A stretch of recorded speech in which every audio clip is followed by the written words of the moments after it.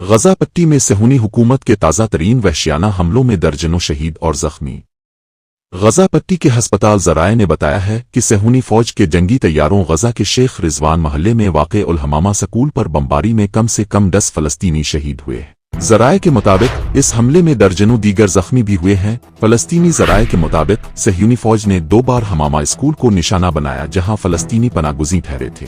Report کے مطابق شہداء کی تعداد میں اضافے کا خدشہ ہے اور امدادی کارکن ملبے سے شہداء کی لاشیں نہیں نکال پا رہے ہیں۔ صہیونی فوج نے غزہ میں پناہ گزینوں پر اپنے مجرمانہ حملوں کو چھپانے کے لیے پہلے کی ہی طرح دعویٰ کیا کہ یہ اسکول تحریک حماس کی فوجی شاخ شہید عز الدین القسام بریگیڈ کا ٹھکانہ تھا۔